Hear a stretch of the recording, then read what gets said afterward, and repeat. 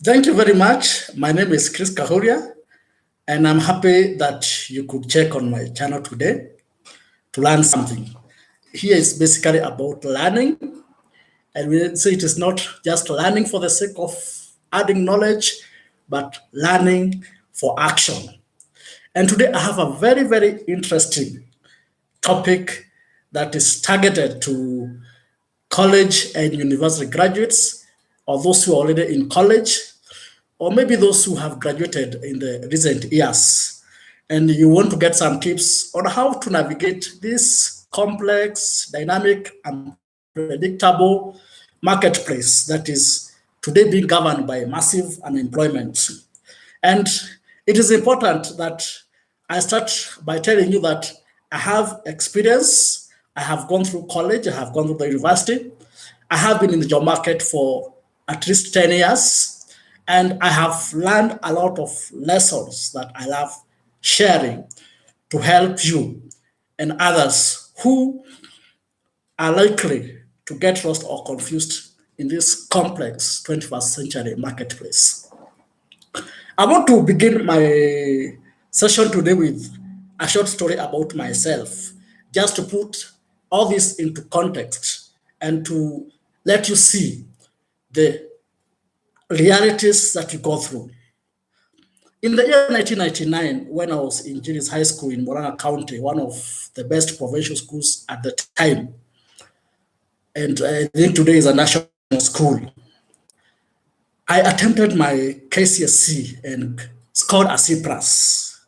And although a C plus is said to be a grade that assures you, or at least qualifies you for a president university, I knew I would not be taken into universities because of stiff competition. And even in the last 2 or so years, people who scored C plus, though qualified, did not get places in the universities.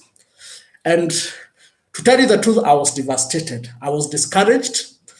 I felt as if the world had come to an end because all along my life, right from primary school, I always had this dream that I will go to the top university in this country to study a degree of my choice and later to pursue a career that I was interested in.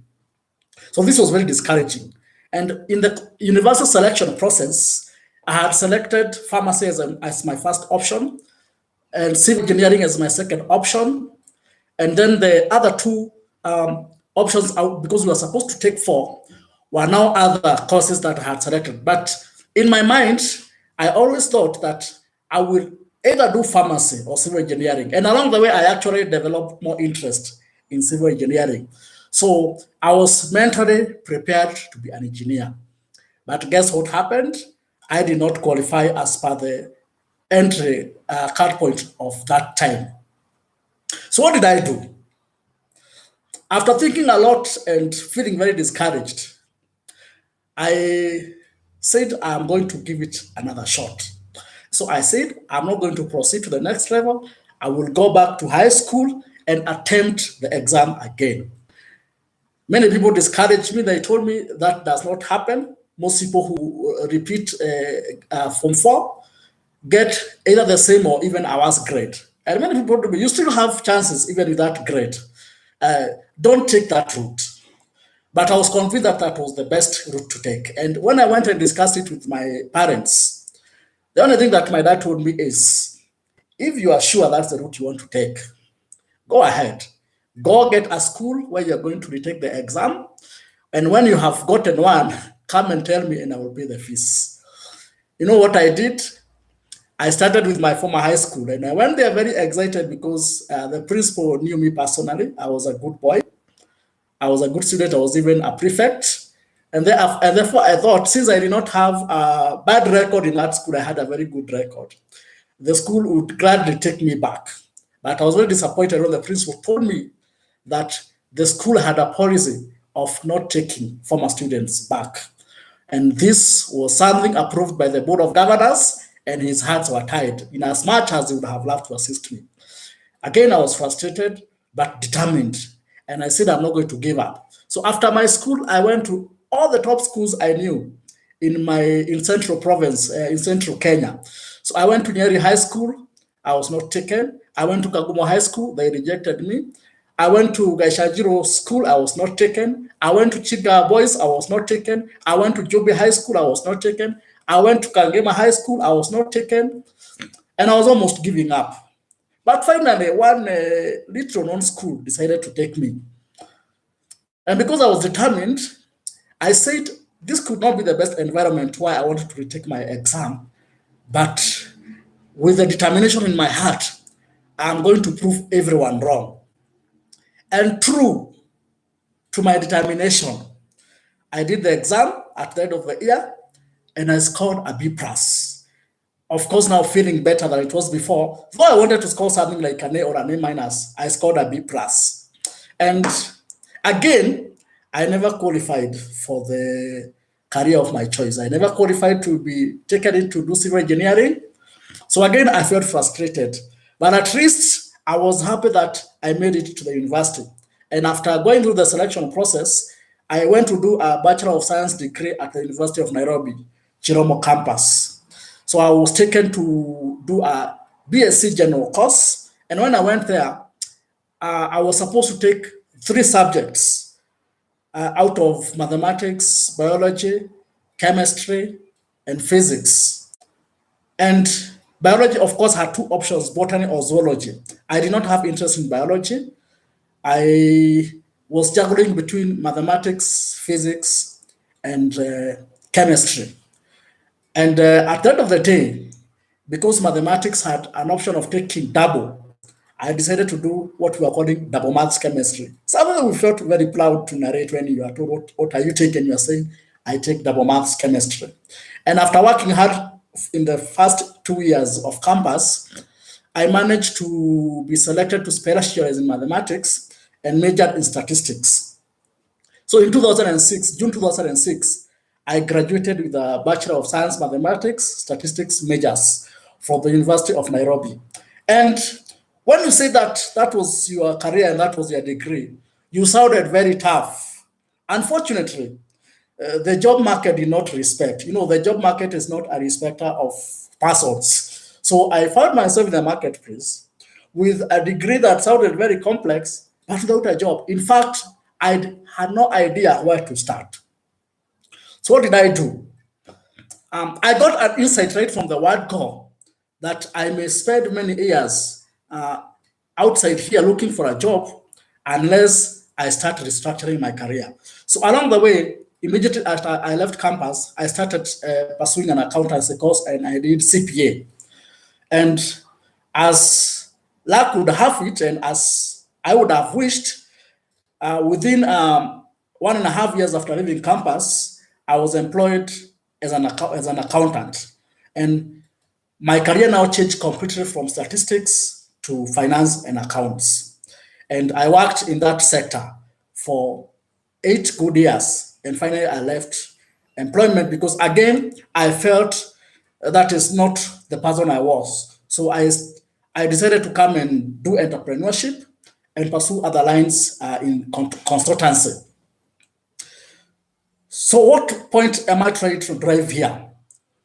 What I'm trying to drive is that you are likely to have gone through college and university for a career choice that was maybe not your most preferred choice.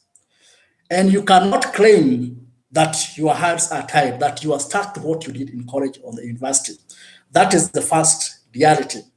Number 2, the marketplace has changed so much, and gone are the days when going to college was a guarantee for a good job. Today, we have people who have gone even to postgraduate level, and they are still tamarking out here because the marketplace has changed. There is a lot of competition. There are more people out here with qualification than the available opportunities.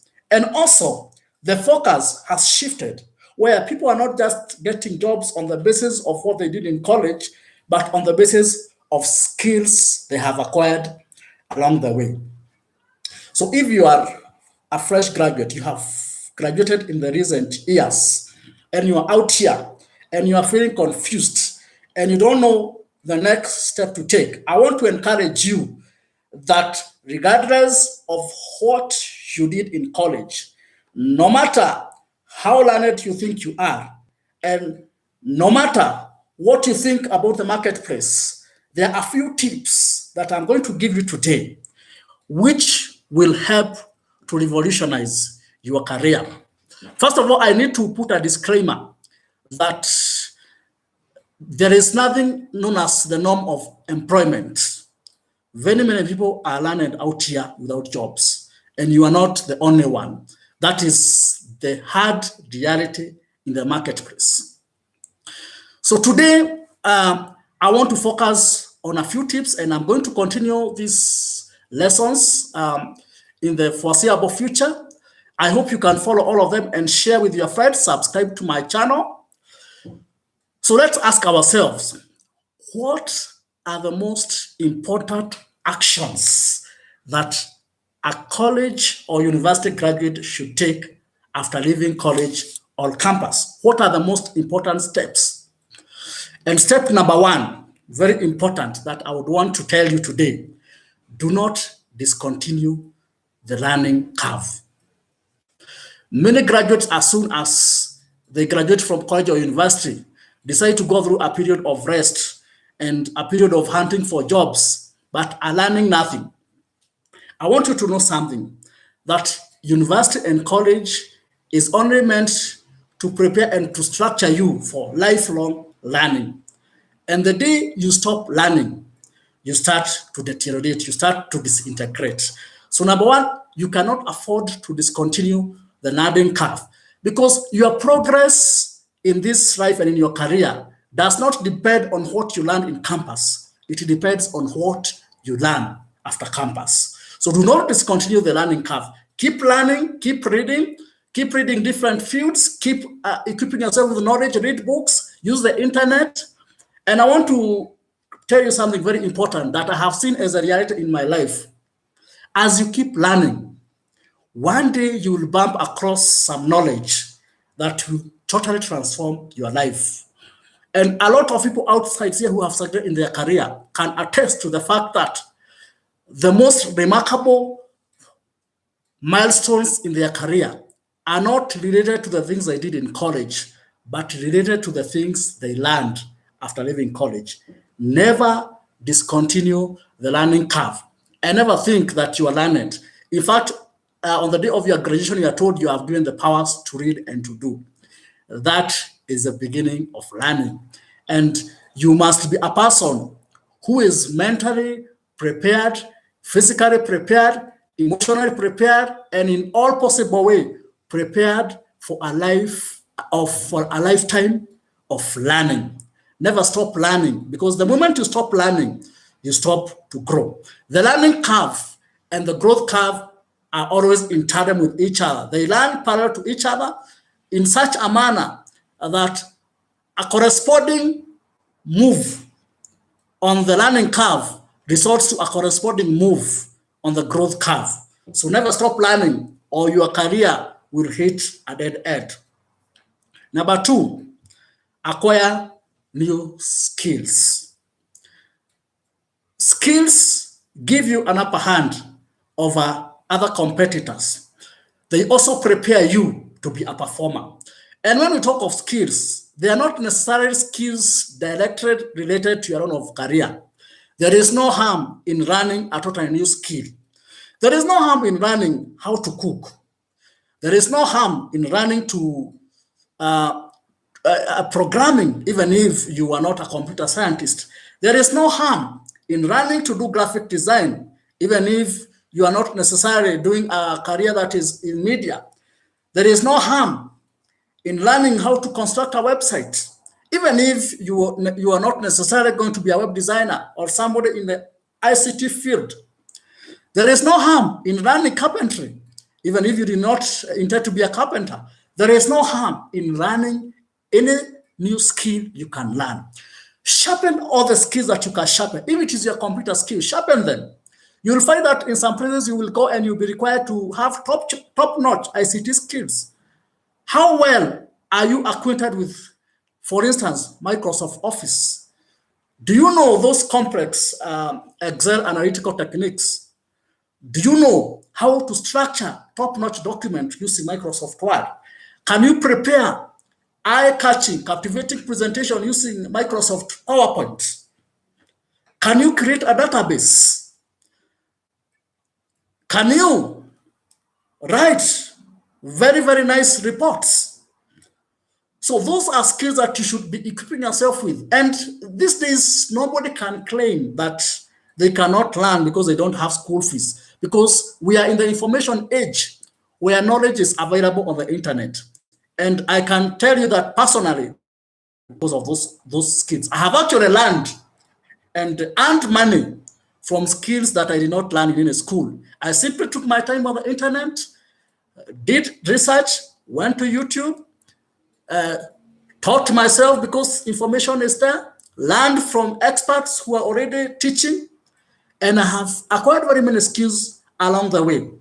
So never stop learning and keep acquiring skills. You'll be surprised that when you go for an interview, something that you don't think is very important to your career will give you an upper hand over others who are competing with you. So keep building your CV with new skills, with new knowledge, because again, as you keep learning new skills and new knowledge, you boost your confidence. So even your presentation, your demeanor, your appearance when you go for interviews is different from others. You are confident. You can say things others cannot say. And that boosts your self-image and your self-confidence. And it makes you a better performer. Even when you are employed, it makes you a better performer in interviews. And some people who have maybe the necessary professional qualifications will not be employed because when they present themselves before interview panels, they perform dismally.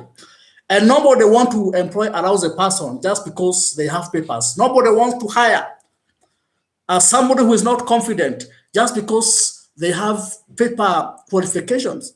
You need to prove yourself qualified in every aspect. You need to prove yourself that you are somebody who goes beyond the call of duty, beyond the obvious, to learn new things. Because in today's workplace, what gives you an upper hand is those extra things that you can do. And every employer wants a person who can do something outside their normal line of duty. Somebody who can be resourceful, somebody who can be of help. And that is the kind of a person you're supposed to be preparing yourself to be. Very important, learn new knowledge, learn new skills. Number 3, and this is very important, do not create a comfort zone after leaving college. And I want to say something very controversial. After leaving college, don't go home. Whether you stay in upcountry or in Nairobi, don't go home. Brace yourself for a life where you are independent, where you can think critically. Do not remove yourself from college to a comfort zone, because you will find many graduates 5 years after leaving college, not employed, not doing anything, but seemingly comfortable, because either they have people who are taking care of them, they are not in lack, they can get the basic things they want in this life, and that ends up becoming a comfort. The only way you can grow is when you get out of the comfort zone. And there is a concept I usually teach known as the home ground phenomena, which simply says that success happens far away from home.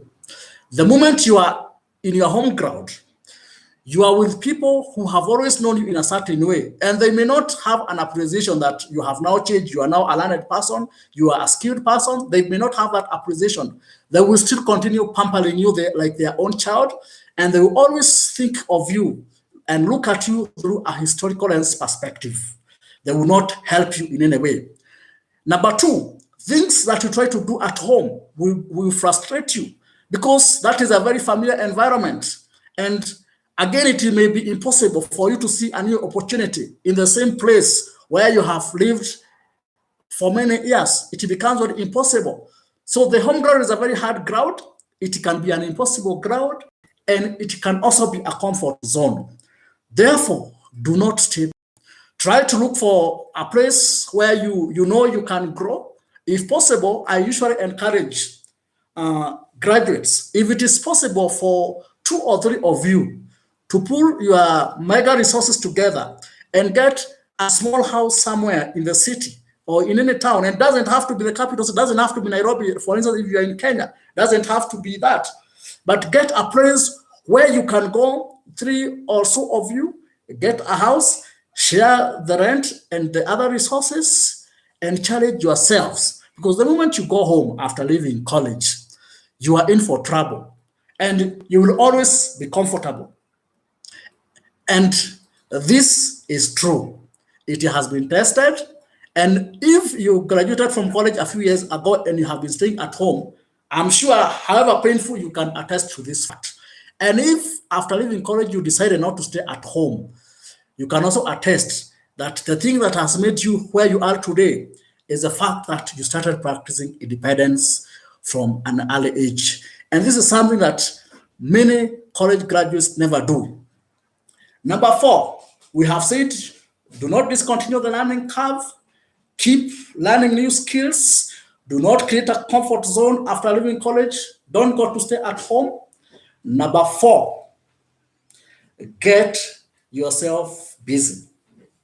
Of course, you are getting yourself busy learning, acquiring new skills, but get yourself busy doing something. And you cannot afford to be choosy unless you have something worthwhile to do. Do not be choosy. I usually tell graduates, the first few years after leaving university are not ideally years of earning, but years of learning. If there is a place where you can volunteer, go as an intern and even tell them, I don't want to be paid. I just want to stay here and learn. I want to stay here and help. I want to be of use. Go there, even if they don't give you favor, even if they don't, and most likely when you prove yourself a responsible person, even if you will not be paid a full salary, at least somebody will give you fare to report to that workplace every day. And along the way, with the right attitude, even if you don't get employed there, you might get someone referring you to another place. So do not stay at home until the day you will start working in a formal structured job. Start working immediately. If possible, start doing a small business, however small it is. Keep yourself busy. That is how you learn. That is how you grow. You will never grow by being comfortable and waiting. There are no such things in the 21st century for people who are waiting. Opportunities are out there for those people who are already along the way, who are already looking for them. Opportunities come to those people who are positioned in the right place. So sometimes you miss opportunities because of where you are. But if you have placed yourself strategically, and one way to place yourself strategically as a graduate is to go to an ideal workplace where you can work even if you're not being paid. One of my favorite authors by the name Napoleon Hill has said that the most important principle of success is the patience to work long enough before beginning to earn. Of course, many of us are wired to leave school, get employed, and start earning. But it has also been proved that people can keep earning and not being fulfilled in this life. But there are people who are not necessarily earning a lot, but they are fulfilled. And if you can create that kind of an attitude that I want to be useful, I want to be productive, I want to be of help, I want to be somebody who is making a positive contribution, even if it does not come with a monetary gain to me, then that is the right kind of attitude. And people who do that never get lost in this life, never get frustrated. And within a span of a few years, they are always far ahead of their contemporaries. Very important lessons that you must practice. And I wish to pause it at that for today. I'll be doing another session where I'll be getting deeper into practical things that you can do, especially for those of you who want to be entrepreneurs and who want to think outside the box of employment. I have very powerful lessons coming up for you. You cannot afford to miss them. Keep learning, keep building your skills, do not create a comfort zone, and finally, keep yourself busy doing something, even if it does not bring money to you. And I hope today you have learned something. I hope this video can help you and your friend. Please share. If you find this video useful, subscribe to my channel, share on all your platforms, even put your comment there. Let's discuss, let's brainstorm, and let's see how we can create more fulfilled, more useful, more productive, happier graduates out here, notwithstanding the realities in the marketplace. Thank you very much for listening. My name is Chris Kahuria. Subscribe to my channel. You can follow me on YouTube, on Instagram, on Twitter, on LinkedIn, and let's keep learning and creating impact. Thank you so much, and God bless you.